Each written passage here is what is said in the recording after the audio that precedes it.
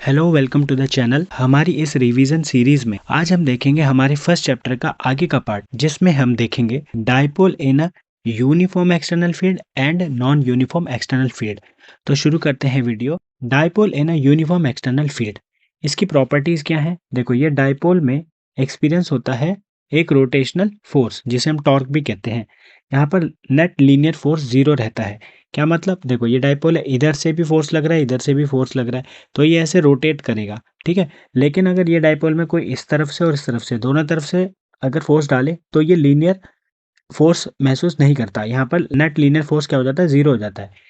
तो यहाँ पे टॉर्क लगता है, क्योंकि कोई भी रोटेट, देखो एक फोर्स है जो ये ऑब्जेक्ट यहाँ रखा है, अगर वो इसे खिसका के इस तरफ ले जा रहा है तो ये फोर्स है सिंपल। लेकिन अगर ये ऑब्जेक्ट है जो इसे यहाँ भेजने की बजाय ऐसे मोड़ रहा है, ठीक है, ये ऐसे मोड़ रहा है, ये रोटेट हो रहा है, तो रोटेटिंग फोर्स ही टॉर्क कहलाता है।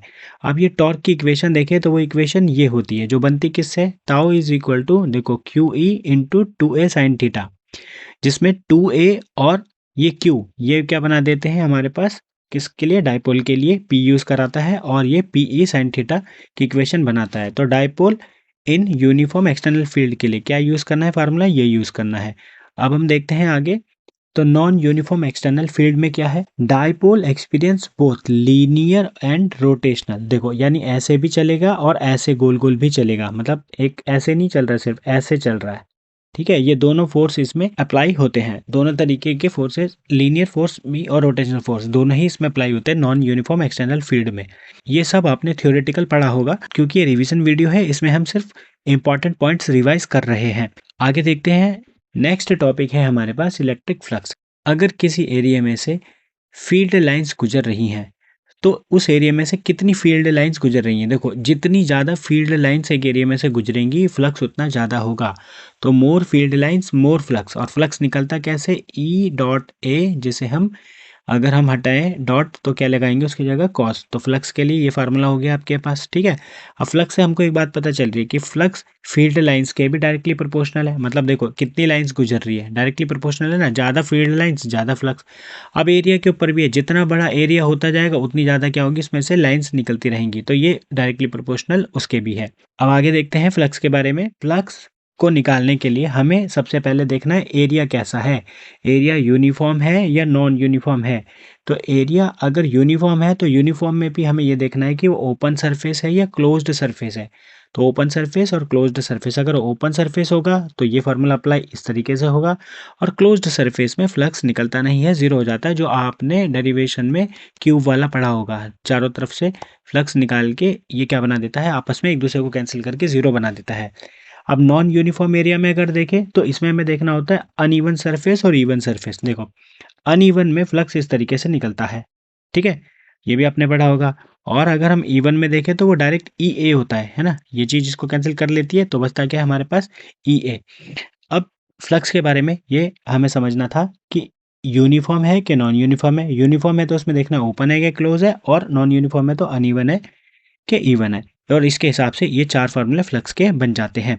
अब है हमारे पास फ्लक्स के बारे में और आगे गॉस थ्योरम, जो कि क्या होती है? Flux is equal to charge upon epsilon naught, ठीक है। ये इस तरीके से हमारे पास एक थ्योरम है, ये डेरिवेशन वगैरह में सीखा है हमने, बस याद रखना है कि गॉस थ्योरम ये होती है।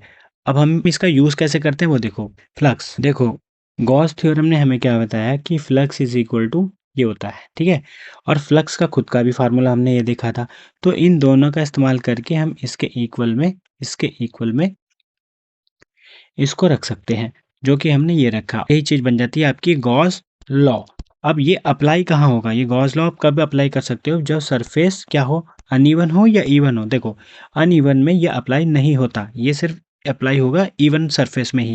यानी अगर सरफेस ऐसा टेढ़ा मेढ़ा तो उसमें अप्लाई नहीं करना, जो कि एक सरफेस एकदम इवन होगा वहीं ये गॉस लॉ यूज होता है। अब देखते हैं आगे, देखो यूज कैसे होगा।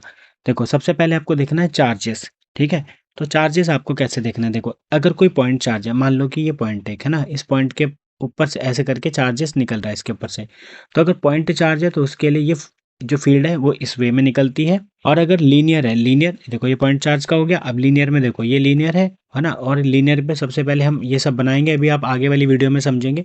और यहाँ से भी फील्ड लाइंस निकल रही हैं ये, ठीक है, यहाँ से एरिया और ये फील्ड लाइंस इधर से होगी इस एरिया के नीचे, इस एरिया के नीचे, और इसका यूज़ करके हम लीनियर वाले में ये यूज़ ऐसे करते हैं जहाँ पर charge is equal to lambda L होता है। उसके बाद है हमारे पास शीट चार्ज, और शीट चार्ज में हम फील्ड कैसे निकालते हैं, इस तरीके से निकालते हैं, ठीक है। अब हुआ क्या है, हुआ ये है कि हमने सबसे पहले फ्लक्स के बारे में पढ़ा, और फ्लक्स से फिर हमने गॉस लॉ के बारे में पढ़ा। गॉस लॉ निकालने के बाद फिर हमने देखा कि हम गॉस लॉ से कोई या तो पॉइंट चार्ज है तो पॉइंट चार्ज से फील्ड कैसे निकाल सकते हैं, ठीक है। ये सारी चीज़ें निकाल के क्या देंगी, गॉस लॉ वगैरह ये सारी चीज़ फील्ड निकाल के देती है कि क्या फील्ड है। अब या पॉइंट है तो पॉइंट की फील्ड क्या होगी, लीनियर है तो लीनियर की फील्ड क्या होगी, और अगर शीट चार्ज है तो शीट चार्ज की फील्ड क्या होगी। ये चार्जेस हो गए अलग अलग टाइप के, और अलग अलग टाइप्स में हम गॉस थ्योरम का यूज करके ये फॉर्मूला बनाकर क्वेश्चंस को सॉल्व करते हैं। तो ये थे कुछ इंपॉर्टेंट पॉइंट्स इस वीडियो में जिन्हें हमने रिवाइज किया। आई होप आपको ये सब समझ में आया होगा। मिलते हैं नेक्स्ट वीडियो में। Thank you, thanks for the lecture.